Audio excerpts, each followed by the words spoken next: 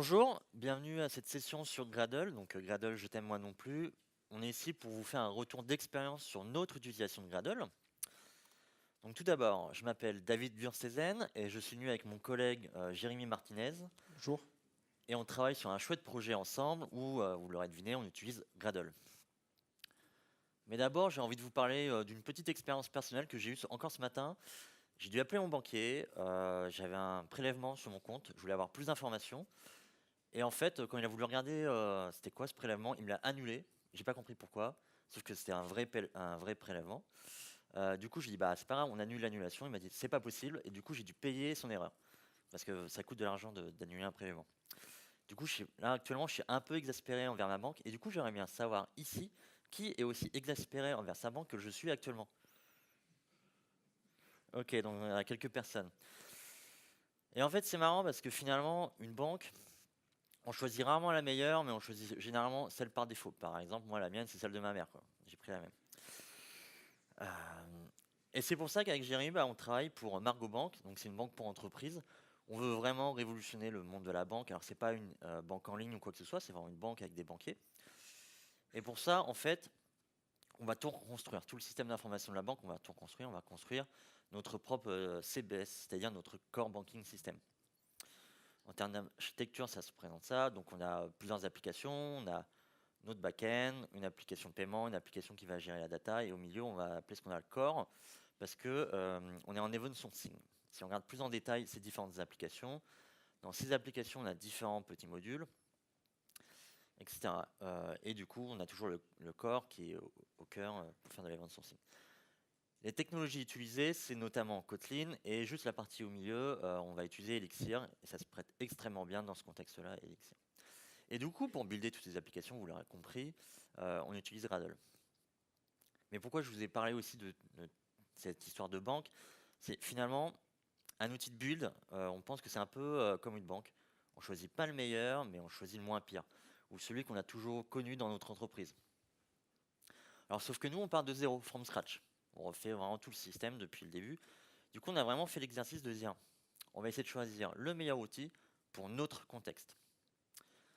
Alors, pourquoi Gradle? On va revenir en arrière, en 2017. En 2017, voilà, c'était ça le marché des outils de build. Donc on avait Gradle, SBT, Maven, ou encore d'autres peut-être un peu moins connus pour certains comme Bazel et Buck. Alors, pourquoi on n'a pas choisi SBT? Alors SBT, c'est surtout l'écosystème Scala. Nous, on voulait vraiment essayer de réduire les différents langages à manipuler, etc. Donc ça a été mis un petit peu de côté. Maven, en termes de fonctionnalités, de nouvelles fonctionnalités plutôt, on sent qu'il y a un petit peu moins de release, moins de nouvelles fonctionnalités, et nous, on veut vraiment parier sur le futur, avoir un outil qui va proposer de nouvelles fonctionnalités. Quant à Bazel et Bug, c'est un autre cas un petit peu plus particulier, c'est qu'on n'a pas l'engineering, la capacité pour vraiment utiliser ces outils-là. Donc on l'a mis un petit peu de côté aussi, du coup on a choisi Gradle. Alors du coup les avantages de Gradle, ce qu'on voyait, c'était déjà un vrai système de compilation incrémentale.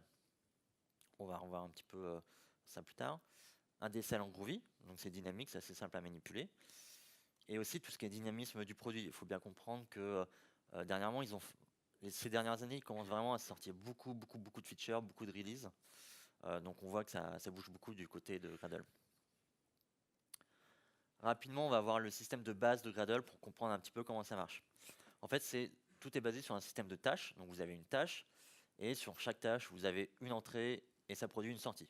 Pour l'instant, rien de bien compliqué. Une tâche, ça peut être par exemple une tâche assemble. On va assembler plusieurs choses ensemble. D'où le nom. Mais pour que la tâche assemble s'exécute, en fait, elle va dépendre d'une autre tâche. Donc ici, la tâche jar, qui va construire un jar. Cette tâche jar va dépendre d'une autre tâche qui va être la compilation. Donc, parce que quand on fait un jar, on a besoin des classes compilées, etc., etc. C'est comme ça que Gradle va construire son graphique. Cette tâche dépend d'une autre tâche, etc., etc. Du coup, quand on lance assemble, Gradle sait qu'il faut d'abord faire compile. Il sait qu'ensuite il faut faire jar, et après il sait qu'il faut faire assemble. Mais avec le système d'entrée-sortie, Gradle il sait qu'est-ce qui est nécessaire dans sa tâche. Donc les fichiers. Si on modifie aucun fichier, qu'on va relancer compile, il va se dire ah mais rien n'a changé, donc j'ai pas besoin de me réexécuter, et ainsi de suite. Du coup, c'est intéressant, Gradle ne va vraiment exécuter que ce qui est nécessaire. Bref, avec Gradle, on ne construit que le nécessaire. Et ça, c'est un vrai gain de temps. Dans notre utilisation, on a détecté différents types de profils utilisateurs de Gradle. Donc on a le premier, c'est développeur. C'est-à-dire c'est quelqu'un qui va utiliser Gradle, qui va lancer des tâches pour construire son application, etc. On a un autre profil un petit peu plus avancé qui, lui, on va l'appeler mainteneur de script. Il va être capable d'intervenir sur des scripts, créer des tâches, faire des petites modifications comme ça.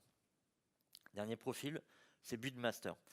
Ce type de profil, c'est vraiment dans les grosses entreprises. Il faut qu'ils gèrent beaucoup de projets, beaucoup de builds. On ne va pas en parler, tout simplement parce qu'on n'a pas l'expérience, on ne connaît pas ce type de profil. Du coup, on ne serait pas légitime d'en parler. Ok, donc plus en détail, on va regarder sur le côté développeur. Alors le développeur, déjà, il va utiliser un IDE, ok. Est-ce que Gradle, ça marche bien avec son IDE? Donc nous, on utilise surtout IntelliJ. C'est très simple, vous pouvez importer très facilement un projet Gradle dans IntelliJ et c'est très bien détecté. Donc tous vos projets vont apparaître dans votre IDE. Les répertoires de tests et le répertoire de sources, c'est très bien détecté. Et en plus, IntelliJ est capable de voir toutes les tâches fournies par Gradle. Donc vous pouvez tout lancer depuis IntelliJ. Ça marche très bien. Alors, on n'est pas gros utilisateur d'Eclipse. On a quand même fait l'exercice de voir est-ce que Eclipse supporte Gradle. Donc oui, il supporte. Vous pouvez importer un projet Gradle. Pareil comme dans IntelliJ, vous pouvez avoir toutes les tâches. Certaines fonctionnalités avancées, par contre, ne sont pas supportées par Eclipse, mais grosso modo, ça marche. Alors, autre point intéressant de Gradle, c'est le Gradle Wrapper. C'est un petit binaire en fait que vous allez mettre dans votre projet, que vous allez committer avec votre projet. À quoi ça sert? En fait, dès qu'un développeur va récupérer votre projet, il va juste passer par ce binaire-là. Donc ici, c'est un petit script Gradle W pour Gradle Wrapper. Vous mettez la commande, la tâche Gradle derrière. Et ensuite, le wrapper va se charger de vérifier si vous avez Gradle installé. Si ce n'est pas le cas, il va installer à la bonne version de votre projet, celle que vous avez indiquée, automatiquement. Donc il n'y a vraiment rien à faire. Le développeur est très content, il récupère votre code de projet, il lance la commande, tout s'installe automatiquement, c'est très facile. Pour savoir quelle version de Gradle utiliser, en fait, c'est un petit fichier de configuration, où tout simplement il y a l'URL de la distribution de Gradle à récupérer. Nous, on l'a un petit peu customisé, ok. Et du coup, on a mis une URL interne. Comme ça, on n'est pas dépendant de Gradle. Si gradle.org s'arrête, nous, on peut continuer à travailler. On a la distribution sur notre réseau. En changeant ces options-là, on a découvert qu'il y avait d'autres options. Par exemple, on peut mettre un SHA-256 pour vérifier le checksum. C'est ce qu'on a fait. D'ailleurs, je suis étonné que ce ne soit pas par défaut, qu'il ne soit pas ajouté comme ça pour des raisons de sécurité. Alors, si on regarde plus aussi en détail, c'est que cette URL, c'est une URL interne. On l'a sécurisée par un user mot de passe. Du coup, le Gradle Wrapper, il faut qu'il soit autorisé à télécharger ça. Il y a des options pour le faire. Il y a deux properties pour mettre votre username, votre password.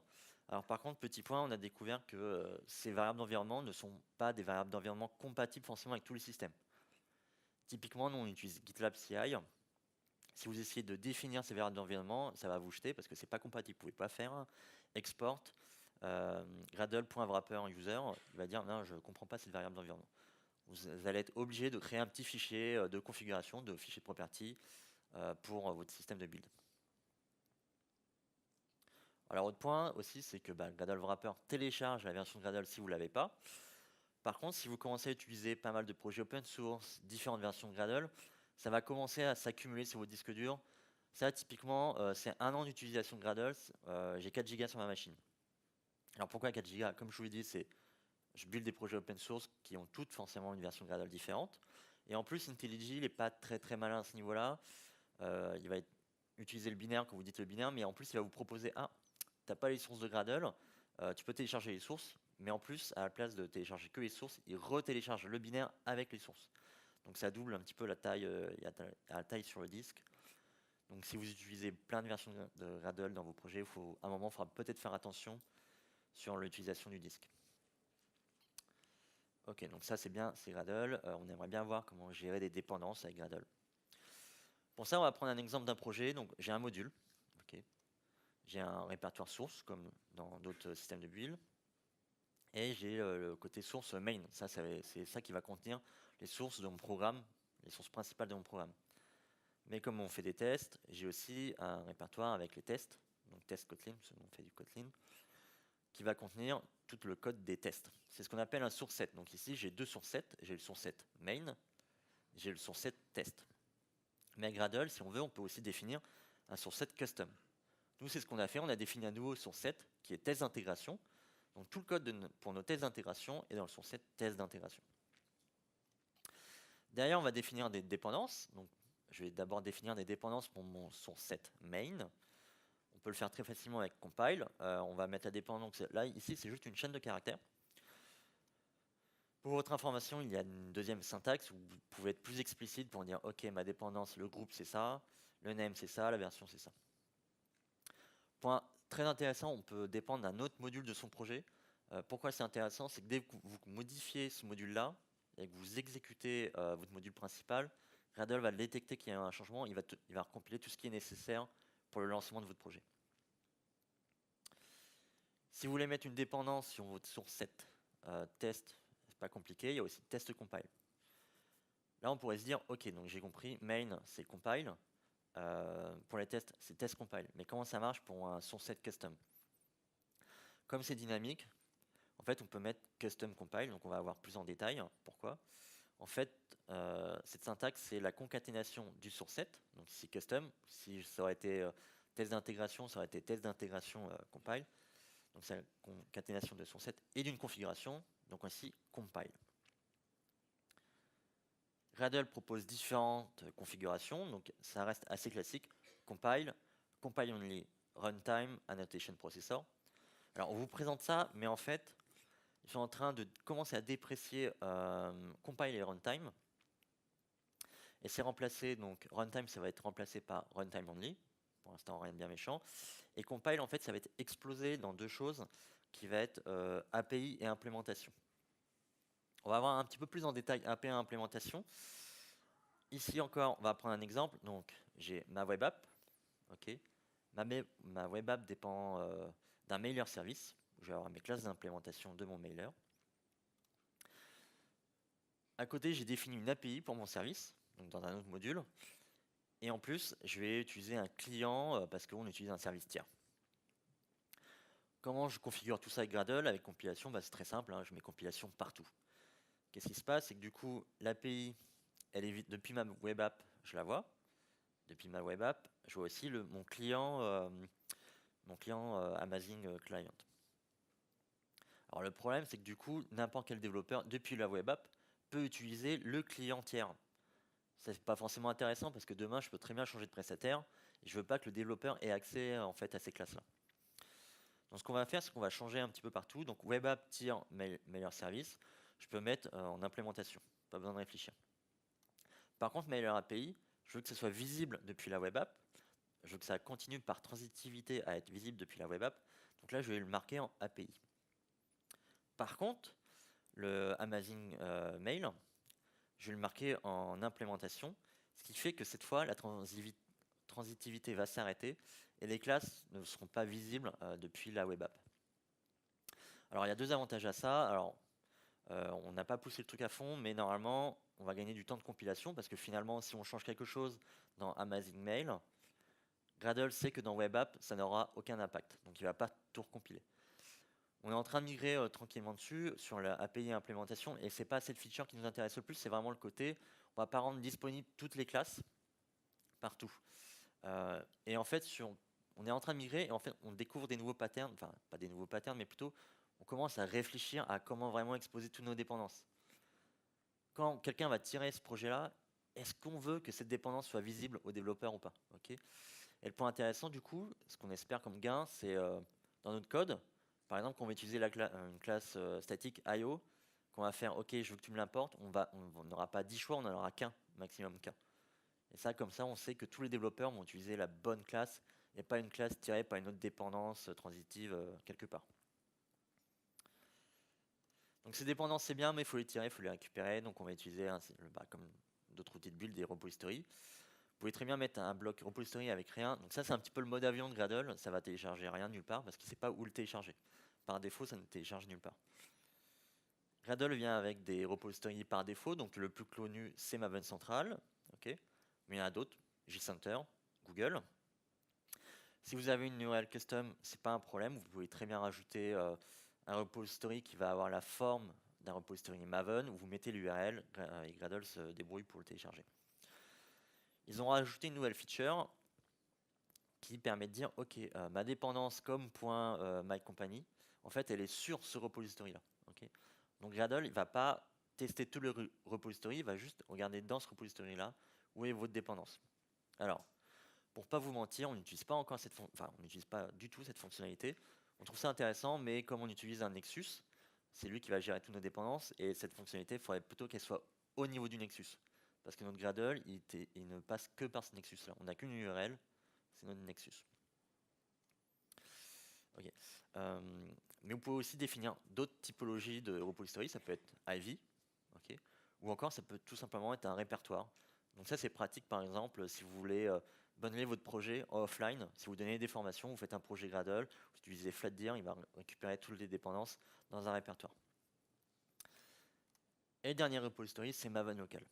Alors, on en parle, mais à vrai dire, normalement, ça devrait être inutile. Alors, pourquoi on devrait avoir besoin du Maven repository? On va reprendre un autre exemple. On a un projet A, ok, il dépend d'un projet B. Comment on fait en Gradle pour dire ok, je suis dans mon projet A, je veux utiliser le projet B? En fait, on va mettre en jeu le Maven local, ce qui fait que projet B, on va le compiler, on va le publier dans ce Maven local, et Gradle va le récupérer dans le projet A, dans le Maven local. Ça, c'est bien, mais en fait, Gradle propose une autre feature depuis quelques années. Le composite build. Le composite build, c'est très simple à mettre en place. C'est quoi le concept? C'est j'ai un projet A, et dans le settings.gradle de son projet, on dit ok, je veux que tu rajoutes un build qui est en fait dans ce répertoire-là. Donc c'est include build plus un répertoire où est situé le projet B. Okay. Et derrière, Gradle va remplacer votre dépendance par ce projet-là. Il va vraiment aller plus loin.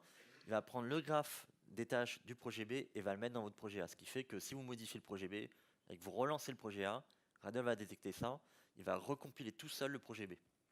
Et ça marche très bien, c'est détecté dans IntelliJ, c'est-à-dire que vous ouvrez le projet A, il va voir que vous dépendez d'un autre projet, il va mettre les deux dans votre IDE. On peut aller encore plus loin avec une nouvelle fonctionnalité qu'on n'utilise pas pour des raisons techniques qui nous bloquent un petit peu. Mais grosso modo, cette fois, on va dire, bah, c'est bien, Composite Build, tu peux builder un projet qui est sur mon disque. Est-ce que tu peux faire la même chose, mais avec une URL Git?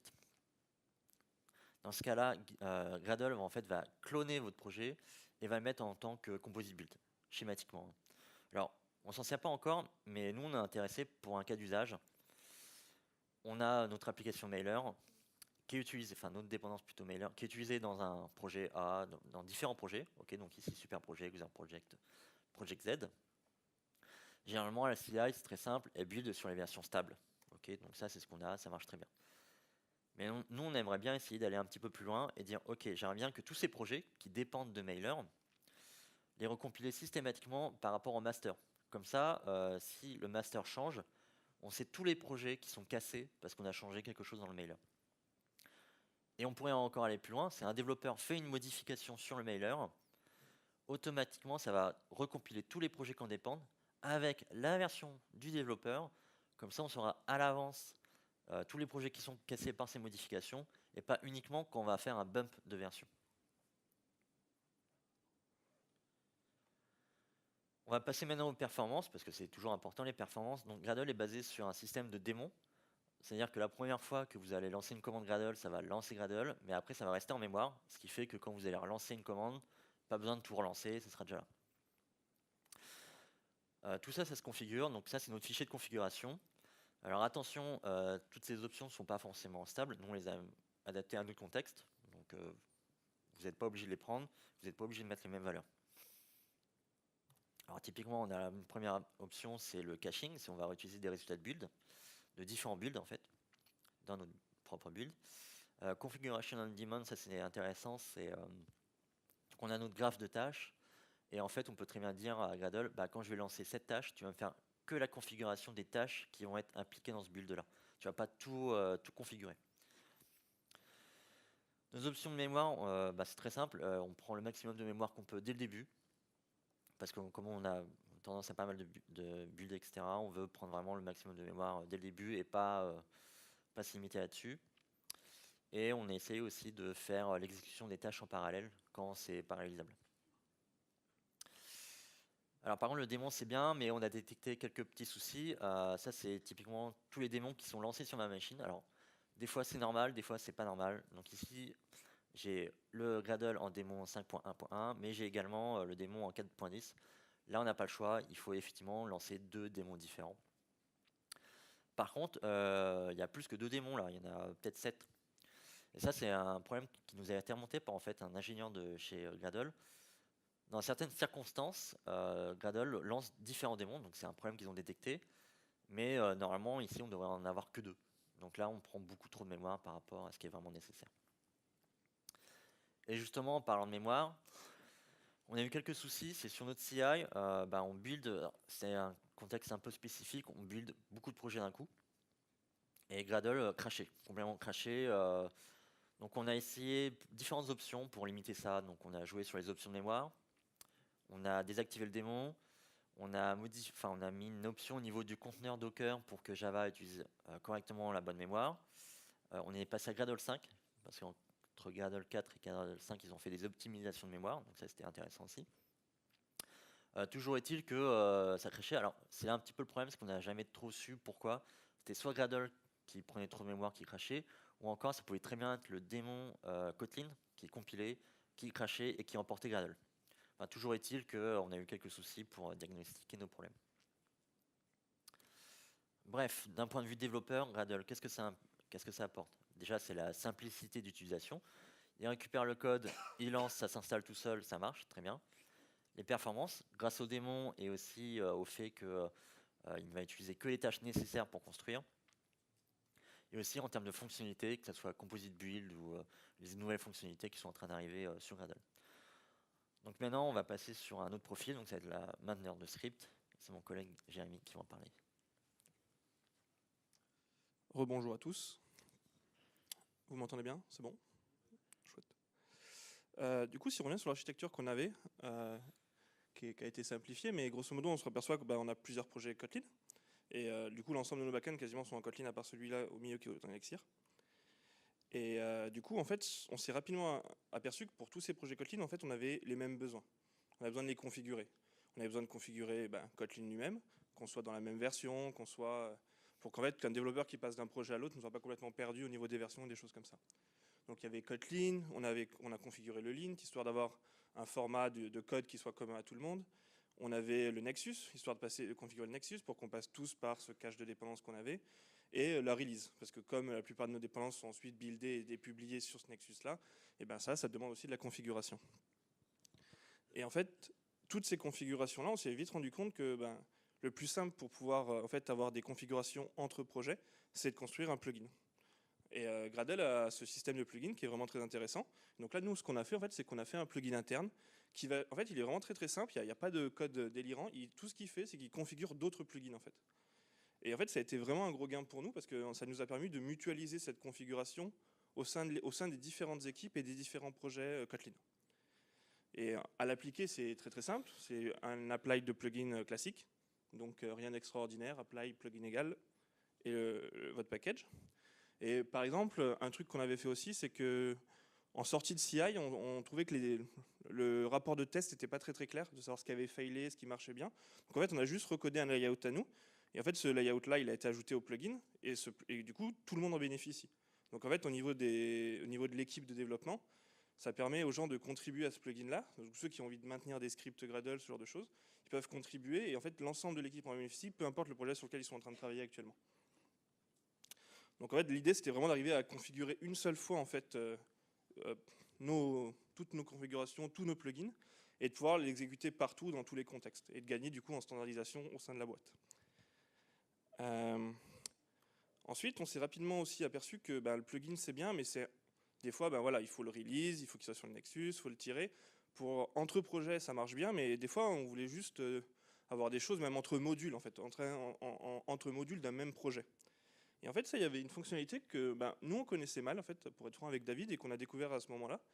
Et on s'est rendu compte que peu de gens aussi le connaissaient. C'est le build SRC. Donc le build SRC, c'est vraiment, en fait, c'est écrit directement dans la doc, c'est que ça devrait être préféré au script, au plugin, lorsque en fait vous êtes sur un contexte unique à votre projet à vous, en fait. Et je vais vous prendre un exemple assez classique. Par exemple, c'est une question Android qu'on retrouve souvent en fait sur Stack Overflow, qui est je veux m'injecter la version, je veux calculer la version à partir d'une date, d'une variable d'environnement, peu importe la raison, et ensuite à partir de ça l'injecter au sein de mon build de Gradle. Et la solution qui est plébiscitée, c'est au milieu de votre code déclaratif Gradle, vous allez injecter ce bout de code qui, on va dire, on perd en fait le côté déclaratif de Gradle. Pour rappel, je pense que dans un script Gradle, l'idée c'est que ça soit vraiment du déclaratif, un DSL, et qu'il n'y ait pas beaucoup de configuration à faire. On soit plutôt en train d'expliciter ce qu'on est en train de faire, et qu'ensuite lui se débrouille. Et donc là, au milieu, il y a un bout de code qui n'a rien à faire là. Typiquement, le build SRC, c'est vraiment pour ce genre de use case qu'il est intéressant. Il va permettre de sortir ce bout de code et de le mettre justement de l'externaliser, et qu'on ait juste un seul appel à faire de fonction, par exemple. Et du coup, on reste sur ce côté déclaratif et on pollue moins notre code de build. Donc le build SRC, c'est vraiment pas du tout magique. Dans votre projet, vous avez un nouveau module qui s'appelle build SRC, qui a un SRC main Kotlin, un source set très classique. Et en fait, à partir de là, et donc Gradle va automatiquement le détecter. IntelliJ va aussi automatiquement le détecter, donc c'est complètement supporté. Et vous avez accès à l'ensemble des API Gradle en fait. Donc vous pouvez construire une extension par exemple. Ensuite, vous pouvez écrire un plugin au sein même de ce build SRC. Vous pouvez faire que ce plugin, il utilise votre extension que vous avez déclarée plus tôt. Vous avez vraiment l'accès à tout le code de l'API Gradle. Et ensuite, vous pouvez même créer une nouvelle tâche qui utilise votre extension. Ensuite, une fois que tout ce code-là, vous l'avez réuni dans le build SRC, à appliquer, du coup, ça devient beaucoup plus simple, beaucoup plus déclaratif, comme on disait. Et donc là, vous avez juste à faire un apply de plugin et de configurer votre extension. Et le résultat, il est très très simple. Et du coup, votre script, il est resté très focus. Et toute la complexité, elle est externalisée dans ce build SRC. Ensuite, un autre sujet qu'on voulait aborder, c'est le DSL. Alors, comme vous le savez, comme David vous l'a dit au début, Gradle, par défaut, c'est le DSL en Groovy. Donc par exemple, pour vous donner un exemple, quand on veut configurer un source set, voilà à quoi ça ressemble. On se dit on va configurer un nouveau source set et il s'appellera integration test. Et en fait, ce qu'il faut bien voir, c'est que ce DSL il est complètement dynamique. C'est-à-dire qu'integration test, ça va se transformer en source set, alors que il faut le savoir, je pense. Ensuite, dans le lambda, on va pouvoir le configurer. Ça aussi, il faut le savoir. Et en fait, la réponse à ça, souvent, on se plaignait beaucoup En fait, le côté dynamique, il est vraiment très intéressant, parce qu'en fait, ça permet de simplifier beaucoup de choses. Mais il est aussi très frustrant, parce que des fois, on ne sait pas ce qu'on manipule, on a beaucoup de surprises au runtime, il y a beaucoup de magie. Et en fait, la réponse à ça, c'est Kotlin. Tadam. Et donc, Kotlin, notamment la partie type safety, en fait. Ce qui est vraiment intéressant, c'est que vu qu'ils sont du coup statiquement typés, on arrive à justement avoir ce confort qu'on a quand on écrit du code applicatif en Kotlin, très classiquement. Et ensuite, Kotlin est parfaitement supporté, notamment par IntelliJ, je vous laisse deviner pourquoi. Et du coup, ça nous permet d'avoir accès à plein de choses intéressantes, notamment la navigation. Donc là, on peut directement commande-cliquer et aller directement dans le source code. Donc ça permet d'avoir un peu la magie. Avec Groovy, souvent, on ne savait pas dans quel fichier était configurée cette variable ou cette ligne. Là, on a accès au code source comme on aime bien faire dans du code applicatif classique, quoi. On a aussi un support du refactoring. Ça va avec moins de dynamisme, mais ça a l'avantage du coup d'être beaucoup plus facile à pouvoir voir. Voilà, quand on change quelque chose ici, ça change bien partout. Notamment, si vous allez renommer votre fonction qui est dans votre build SRC, elle va bien être changée partout au sein de vos scripts Kotlin. Et donc, si je reprends notre exemple qu'on avait tout à l'heure avec source set integration test, rendre ce DSL plus explicite, ça ne vient pas forcément avec beaucoup de pollution. Typiquement, ce que ça va donner en Kotlin, ça va être source set.create integration test. En effet, c'est un peu plus long, ça c'est clair. Mais par contre, ce qui est sûr, c'est que moi, on sait exactement ce qu'on fait. On sait qu'on est en train de créer un nouveau source set. On ne devine pas que parce que dans source set, on a déclaré un integration test, ça a obligatoirement créé ce source set-là. On est beaucoup plus explicite. Un autre avantage dans l'IDE, c'est qu'on a l'autocomplétion. Dans les faits, ça marche bien, mais dans la réalité, c'est un poil plus long. Ça ressemble plutôt à ça. Et au bout d'un moment, magie. Donc, on pense bien qu'ils vont travailler sur les perfs, ça, il n'y a pas de souci. Juste, ouais, sur certains cas, notamment sur des gros sets de build, ça peut être un peu poussif à la complétion. Et si on reprend mon exemple de tout à l'heure, si je fais sourceset.create avec ça, en fait, on voit directement en haut, je pense que vous voyez, on a ce this.sourceset. Et avec, du coup, là, on sait exactement ce qu'on est en train de manipuler. Et en plus de ça, grâce à l'autocomplétion, on a accès à l'ensemble de l'API Gradle sur l'objet sourceset. Du coup, c'est beaucoup plus facile à découvrir. Je pense qu'on fonctionne beaucoup à l'autocomplétion. Oh, il y a cette classe-là, qu'est-ce qu'elle permet de faire? Et bien là, on peut faire la même chose, en fait, directement au niveau du build. Bon, ça, c'est le discours, parce qu'on aime beaucoup Kotlin. Mais dans les faits, ce n'est pas toujours aussi parfait. Donc si, par exemple, on regarde la configuration qu'on a du plugin IDE, ça ressemble purement à du Groovy, hein, c'est des lambdas dans des lambdas dans des lambdas, et à la fin, on fait quelque chose. Et c'est quand même assez clair. Bon, il y a quand même des petites choses un peu bizarres, genre le start application, qui est finalement un appel de fonction sur une string, enfin c'est un peu bizarre. Et en fait, en Kotlin, ça donne pas beaucoup mieux. On est d'ailleurs très triste. Parce que grosso modo, on se retrouve à faire des castes un peu sauvages, parce que en fait, le DSL a pas été fait, le DSL de ce plugin-là n'a pas été fait pour être facilement utilisable depuis du Kotlin. Donc là, on est obligé de rendre explicite ce que lui est implicite, et c'est clairement en fait un travail à faire au niveau des plugins pour qu'ils soient plus adaptés à un DSL en Kotlin. Et puis l'autre avantage qu'on y voyait nous chez MargoBank, c'était en fait, comme on a déjà nos backends qui sont en Kotlin, avoir notre code applicatif qui est en Kotlin et notre code de build qui est en Kotlin, ça a un gros avantage. C'est quelque chose qu'on avait déjà notamment en Elixir par exemple, mais ça permet qu'on n'a pas à se poser la question de ok, c'est du Groovy, bon, je vais voir dans Stack Overflow parce que je ne connais pas Groovy, et d'avoir des choses où on maîtrise moins. Là, on sait qu'on maîtrise le langage, ça nous fait un point en moins quand on est en train d'écrire du build. Du coup, je vous propose maintenant de vous faire un petit retour d'expérience sur justement ce Kotlin DSL. Nous, on était très convaincus. On s'est dit, bon, il faut qu'on l'essaye. Donc on l'a fait, je pense que c'était en octobre, juste après Kotlin Conf, du coup, parce qu'on avait beaucoup regardé à ce sujet-là. Et donc on s'est dit, bon, on va essayer de migrer nos applications. Donc la première chose, c'est que on avait du code dans le build SRC. Notamment, le code qu'on a migré, qu'on a passé du coup en Kotlin, c'était du code pour gérer les versions. Donc en fait, souvent, je pense que tous ceux qui ont fait du Maven ici avaient souvent cette déclaration dans le POM parent avec l'ensemble des versions qui étaient utilisées dans les builds de fils. Et ça, en Gradle, c'était pas fait explicitement. Et ça donnait des choses des fois un peu bizarres dans certains builds, notamment qu'on pouvait voir sur pas mal de projets open source. En fait, la bonne solution que nous, on a trouvée et qui nous semblait vraiment adéquate, c'était par exemple d'utiliser, on a créé un object version, donc qui est une classe statique en Kotlin. On déclare l'ensemble de nos versions. Ensuite, on a un autre objet, un qui représente nos dépendances, donc là par exemple nos dépendances de test. Et là du coup, en fait, grâce à l'interpolation de string, on complète dans la dépendance la version. Et ensuite à l'utilisation, on importe directement ça. Et ça a de gros avantages parce qu'en fait, comme on est en Kotlin, et que l'IDE connaît bien Kotlin, quand par exemple une dépendance n'est pas utilisée, elle est grisée. Donc on sait très bien en ouvrant le fichier, cette dépendance en fait on l'utilise plus, on peut l'effacer. Ou cette version-là, elle est plus bonne. Et ça nous permet aussi de garantir que dans l'ensemble de nos modules, tout le monde utilise bien la même version de cette dépendance-là. Donc déjà, en termes de clean-up, ça nous a pas mal aidé. Donc utiliser le build SRC.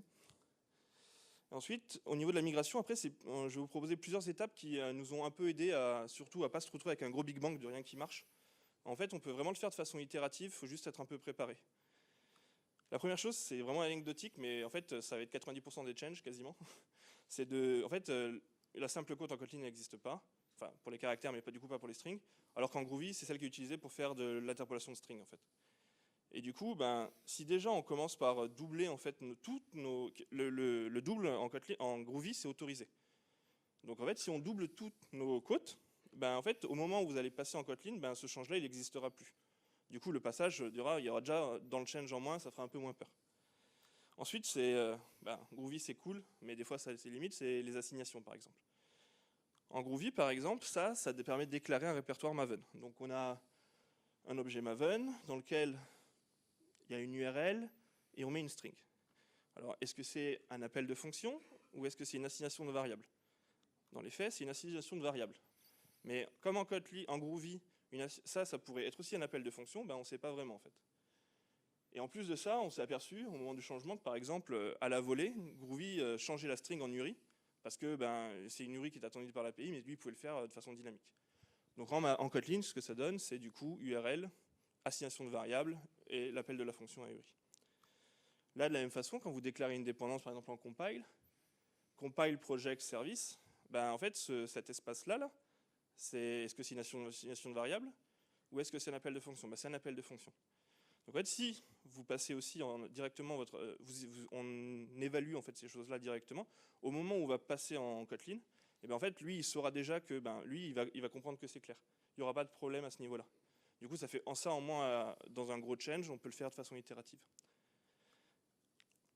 Par exemple, un autre truc aussi qu'on s'est aperçu et qui illustre bien que le Kotlin DSL, ils ne sont pas uniquement... ils ont pas utilisé les fonctions basiques de Kotlin, ils sont allés un peu plus loin, ils ont utilisé des fonctions assez avancées, notamment la partie de délégation. Par exemple, en fait, ce que ça fait, ça, par exemple, c'est typiquement, on souhaite ajouter dans les extras de notre projet le chat du commit.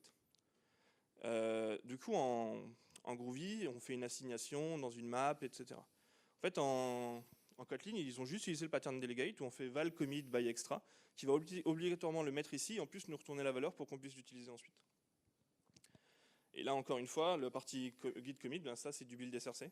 Donc comme ça, en fait, n'importe quel potentiel module de notre projet peut en bénéficier. Mais surtout, en fait, on est vraiment dans du déclaratif dans notre build.gradle. Et l'ensemble de la complexité, elle est externalisée dans quelque chose qu'on peut tester unitairement si on veut. Tout est faisable. Un autre conseil, c'est de faire vraiment ça fichier par fichier. En fait, comme en fait, ça va être compatible, en fait, on peut vraiment faire ça fichier par fichier, committer, que ça marche toujours, faire l'autre fichier, committer, que ça marche toujours. En fait, il n'y a aucun moment où on casse notre build, en fait. Il n'y a aucun moment, surtout avec un Big Bang, on peut vraiment faire ça étape par étape. Du coup, c'était très agréable parce qu'en fait, on commençait, on faisait ce qu'on pouvait, et puis dès qu'on avait autre chose à faire, on repassait plus tard. Et en fait, ça se fait de façon un peu machinale et très facile. Donc par exemple, voilà à quoi ressemble un repo un peu classique avec notre build SRC et un module web. Du coup, on va commencer par le build SRC, parce que souvent on va prendre plutôt les choses un peu externes. Ensuite, on va configurer le settings.gradle. Ensuite, on va faire le build.gradle. D'après nos tests, je conseille vraiment de passer plutôt du parent jusqu'au fils, parce qu'en fait, c'est beaucoup plus facile de driver du Groovy depuis du Kotlin que l'inverse. Ça se reconnaît mieux. Donc en fait, en faisant du parent jusqu'au fils, ça marchait mieux. Et ensuite, build.gradle, truc, et en fait, c'était fini. En fait, à chaque fois, on a pu compiler, à chaque fois, on a pu vérifier que ça marchait bien. Il n'y a aucun moment où on a cassé le build. On a quand même rentré quelques difficultés. Vous imaginez bien que la vie n'est pas toujours rose. La première chose, c'était la documentation. Bon, déjà, c'était en octobre, il faut être bien clair. Donc en octobre, ça venait de sortir, on était un peu excités par la nouvelle, et du coup, on s'est lancé. Mais en fait, entre-temps, ils ont vraiment amélioré la documentation, notamment, par exemple, sur leur site web, où ils ont vraiment toute une page qui aide à migrer de Groovy à Kotlin. Ensuite, on était un peu à court d'exemples. Forcément, quand on est premier, souvent, il y a moins d'exemples, en tout cas dans les premiers. Et là, mais en fait, en reparcourant leur documentation récemment, on s'est aperçu que... On s'est aperçu que en fait, maintenant, ils donnaient les deux exemples sur la doc. Il y avait l'exemple en Groovy et l'exemple en Kotlin. Ce qui est appréciable parce que du coup, ça permet notamment peut-être à des personnes qui utilisent Gradle pour la première fois de ne pas se prendre la tête avec Groovy et directement utiliser la partie Kotlin. Et aussi aux gens de voir un peu le gain potentiel et aussi les conséquences. Est-ce que je salis vraiment mon code en passant en Kotlin ou pas, quoi. Et enfin, quelque chose d'autre qui nous a un peu ralenti, c'est qu'en fait, dès qu'on a une utilisation un peu avancée d'un certain plugin ou d'une certaine fonctionnalité, forcément, pour l'instant, c'est un peu plus cérémonial, je vais dire. Par exemple, en Groovy, voilà à quoi ça ressemble. Donc là, ce qu'on fait, c'est qu'on essaye d'appliquer nos properties qu'on a build sur nos fichiers properties pour pouvoir les remplacer. On utilise ça, par exemple, pour la version, pour le chat du commit, pour une date. Voilà. Donc ça permet de faire du remplacement à la volée. Donc c'est une tâche qui s'appelle process resource, qui est disponible. Et en fait, quand on le fait en Kotlin, il faut être beaucoup plus explicite. Du coup, d'abord, on va récupérer les tâches. Ensuite, on va récupérer les tâches process ressources pour qu'elles soient typées ensuite et qu'on puisse les utiliser via le type. Et donc avoir l'autocomplétion et avoir que ça compile tout simplement. On va récupérer la tâche process ressources parce qu'en plus, potentiellement, il peut y en avoir des dupliqués. Donc, il faut récupérer la bonne. Et enfin, on va la configurer. Et c'est seulement à ce moment-là qu'on a exactement le même code qu'on avait en Groovy. Donc forcément, là on est beaucoup plus explicite. Donc est-ce que c'est un mal ou est-ce que c'est un bien, ça je vous laisserai choisir.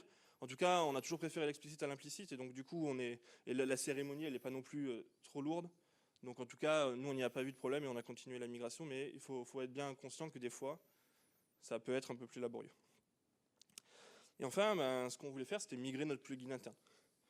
Et pour être franc, en octobre, c'était compliqué, parce que l'ensemble des plugins qu'on utilisait et qu'on configurait n'était pas vraiment adapté à Kotlin DSL, c'était un peu compliqué, il y avait beaucoup de castes, des choses comme ça qu'on ne voulait pas vraiment maîtriser.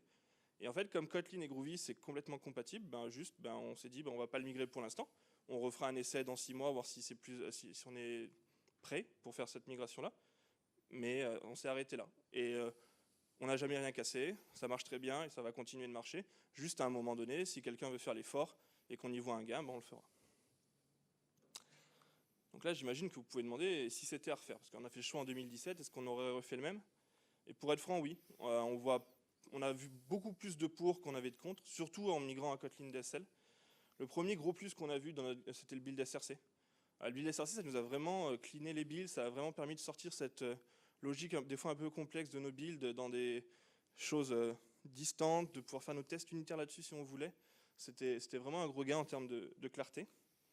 Le plugin interne, c'était aussi je pense un succès qu'on a eu dans l'équipe, c'est que on a les gens qui arrivent dans la boîte, ils n'ont pas à se prendre la tête. Les personnes qui veulent démarrer une nouvelle application, elles peuvent juste appliquer le plugin et elles sont obligatoirement et automatiquement avec nos standardisations, et donc elles sont plus faciles. Et quand on veut passer du projet back-end au projet data, on n'a pas un changement de monde. On sait que c'est le même Kotlin, c'est que c'est les mêmes tâches, c'est le même Nexus. On n'a pas toute cette compréhension à faire en plus. Le support de l'IDE, alors même si on râle un peu sur les perfs de l'autocomplétion, c'est vraiment avantageux de pouvoir juste développer un script Gradle de la même façon qu'on développe notre application. On a tous nos bons réflexes, on a tous nos bons raccourcis, et on a aussi le pouvoir de naviguer dans les sources, ce genre de choses qu'on aime bien faire. Le point négatif, en tout cas, qui est pour nous un peu amélioré, c'est le côté performance, parce que c'est clair que en plus de l'IDE, on va pas se mentir que Kotlin DSL, ça a un petit impact sur les perfs. Dans notre cas, il était très très léger, donc on était très agréablement surpris. Mais on a vu que dans certains projets, ça pouvait être un peu plus lourd, ça dépendait du cas d'utilisation. Mais voilà, donc s'il y avait vraiment quelque chose qu'on aurait bien aimé améliorer, c'est les performances. Ce qui nous amène du coup aux prochaines étapes chez Margot concernant notre maintenance des builds, notre façon de builder nos applications. La première chose qu'on aimerait vraiment creuser, c'est le build cache. On a creusé quand même, mais on pense qu'on peut aller plus loin dans la compréhension de comment ça marche, voir si on ne peut pas optimiser certaines parties, si on ne peut pas éviter d'avoir à reconstruire des choses. Et ensuite, c'est la consommation mémoire. Donc, comme David vous l'a montré, il y a des endroits où des fois la mémoire, ça en consomme beaucoup et c'est pas normal. Et on aimerait bien beaucoup plus creuser ce sujet-là, maintenant qu'on commence à être un peu plus gros dans l'équipe, pouvoir prendre du temps pour justement vérifier que les choses sont bien faites, si on ne peut pas avoir des quick wins ou des choses comme ça au moins, et si on n'a pas fait d'erreur majeure. Et c'est tout pour moi. On a 1 minute 30. Je ne sais pas si on prend quelques questions, je pense un petit peu. Bon, allez, hop, on a quelques temps pour les questions. Est-ce que vous avez des questions, s'il vous plaît? J'ai une question justement sur la partie cache. Gradle, c'est justement vendu comme un truc qui est quand même beaucoup plus rapide, par exemple, que Maven, grâce au fait qu'il ne rebute pas tout. Vous êtes sur GitLab, du coup ça m'intéresse. Comment vous gérez cette partie cache dans un contexte où le build peut être containerisé et du coup chaque job potentiellement peut tourner dans un conteneur différent avec le cache qui est ramené éventuellement? Ouais, en fait, c'est plus une question de GitLab que Gradle du coup. Et dans GitLab, en fait, tu as cette possibilité d'avoir un cache. Et donc du coup, à la fin de ta tâche, de ton step, il va uploader le cache pour pouvoir le retirer. Il faut faire attention. Là, on a fait attention à ne pas tout importer que le nécessaire, et faire attention justement à ces parties-là, parce que ça peut être assez cher. On va dire que par exemple la première tâche de... Oui, déjà oui, mais surtout sur la première tâche de build, par exemple, on va cacher le Gradle wrapper, parce que ça ne sert à rien de le réimporter. Mais par contre, derrière, justement dans les builds de cache, des choses comme ça on essaye aussi. Mais il faut faut vraiment tester, je pense que c'est un tweak à faire, voir est-ce que tout le cache, c'est plus intéressant qu'une partie ou pas tout. Je ne sais pas si tu as un autre avis, mais... C'est exactement ça. Merci. Merci à vous.